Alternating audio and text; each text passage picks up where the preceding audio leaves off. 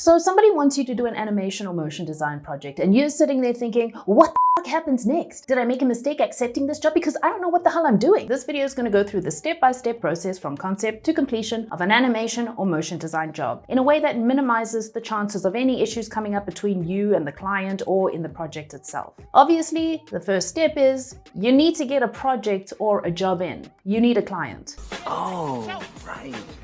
I've done quite a few videos already on freelancing, how to get clients, grow your network, set your rates, stuff like that. So I'll link to those videos here and in the description of this video, because this video is going to focus on what happens after you've gotten your client. Now that you have a job that you need to do, what is the process you go through to achieve all your deadlines, make sure your client is happy, and make sure you're happy? I've got this client who's looking for somebody to design a logo for their business, which is a coffee shop named Solasium Coffee Bar and Roastery, and then to animate that logo. Now first, you need to understand the specifics and parameters of your client's requirements. You do not want to misunderstand or underquote here. I like to actually have a little document, a questionnaire that I send out to my clients as soon as I get a request for a quote, and it's got all the relevant questions there in the document already. So I don't need to go and type out new questions every single time I get a client.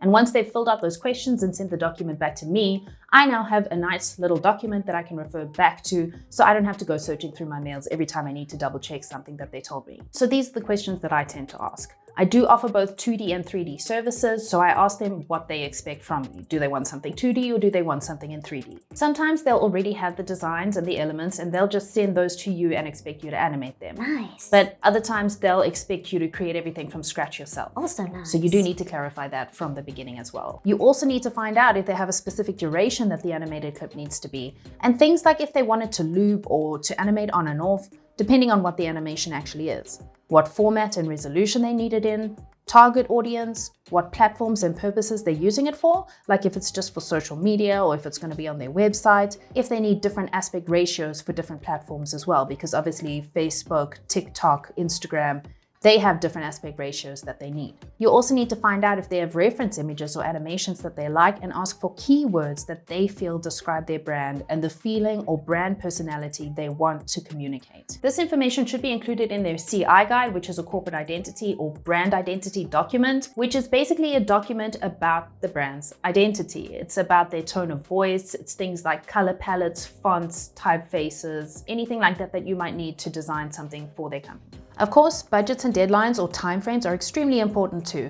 along with how many rounds of feedback they get included in that quote.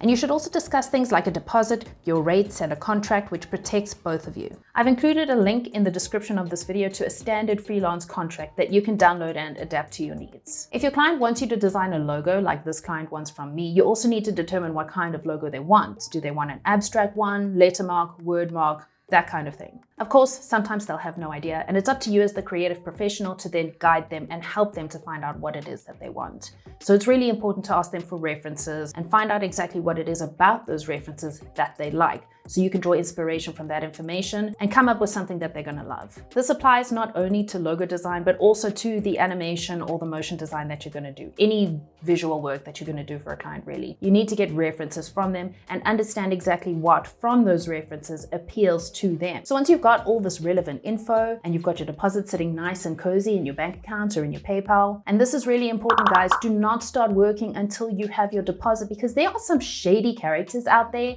and you don't want to have gone and wasted your time doing all this preliminary work and then the client ghosts you. So make sure you have your deposit first before you start working. But once you do, you need to get started on brainstorming. Now, maybe graphic design is not your strong point. Maybe you prefer to focus on the animation and motion side of things. Maybe you've got too many other projects on your plate right now. Whatever the case, that's chill too, man. You can outsource your design work. You can use platforms like Penji or Fiverr or Upwork to get the design work done. And you'll basically be acting as the creative director, giving the designer you hire all the relevant info and making sure that they hit the mark with regards to what your client is expecting. If you do decide to go this route, make sure you factor that into your quote, because you're hiring somebody else to do your design work for you. You need to be able to pay them, obviously. I like Penji because the designers are professionals. They've been vetted, so you don't have to worry about hiring someone who might not be the most dependable or who might not have their own work on their profile, as sometimes happens with Fiverr.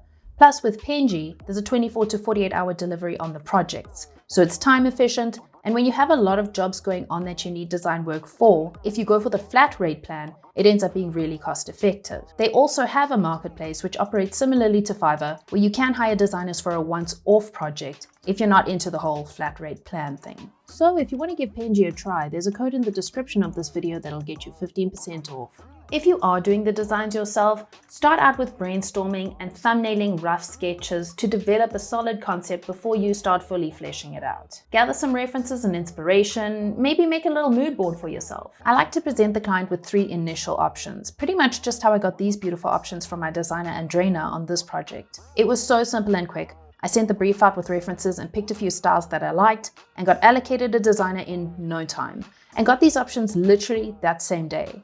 She really knocked it out of the park, and there was very little feedback to give on these designs because she understood the brief so well the first time around. I sent these concepts to the client and got feedback on which one they wanted to go ahead with and what changes they'd like before moving forward. There was another round of small changes after the initial round, and then we were good to go. Once your client is happy with the logo or initial design and they've signed it off, you can inform them that you're going to be going on to the next step in the process, which is storyboarding and thumbnailing the motion. Here I'm figuring out what will and won't work with the vibe that I'm going for on this animation. It needs to be smooth, soothing, reflecting the meaning of the name Solacium.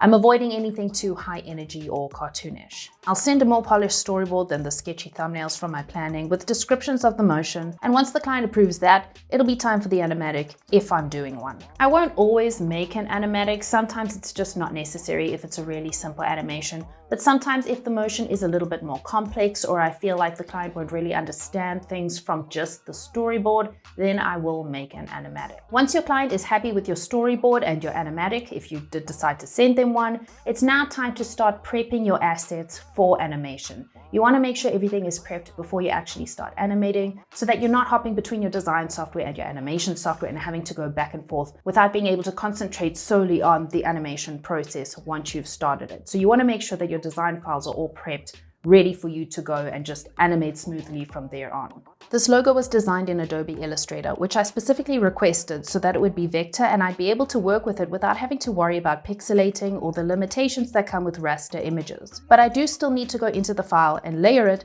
because currently all the elements are on one layer and I need them to be on their own separate layers. If I had done the design myself, I would have just preemptively worked in layers to save me having to go back and do this. I'm also making sure to actually name the layers, so I'll have an easier time animating it. Nothing is worse than a bunch of layers named layer 1, layer 2, layer 3 till infinity. And now it's time for the fun stuff, the animating. If you have an animatic, this is where you'll work as closely to the timing of the animatic as possible, but if you didn't do one, this is where you're going to work out your timing.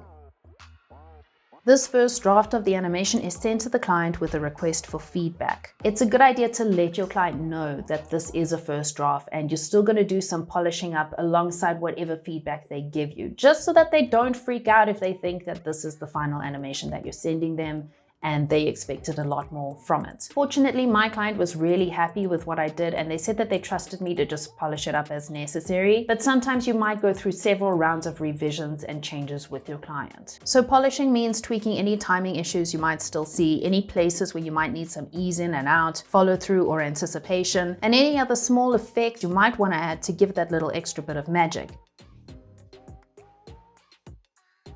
So I sent that off and my client was super happy with the final product. I asked them if they had any final changes that they wanted to make. It's always good to check with them before you close off the job, and they didn't. So I sent the invoice and the final packaged files, which also includes the open file of the logo so that they can use that and resize it at will for whatever they need it for. And I also sent the logo in a few different sizes for different applications, like for email signatures, website, and high res, as well as the final high-res animation. And that's the process I go through on a job for motion designer animation. If you follow the steps in this process, you should hopefully not come up against any issues with your client or with the progression of your project, because every step is rooted in communication. Communication is key when it comes to clients. Nice one. That's it for today. Thank you to my awesome and amazing patrons over on Patreon. I appreciate the support as always, and recently the advice on microphones. It's much appreciated. Like the video to help with the algorithm if you want. Subscribe to the channel to learn more things if you want. Love ya. Bye!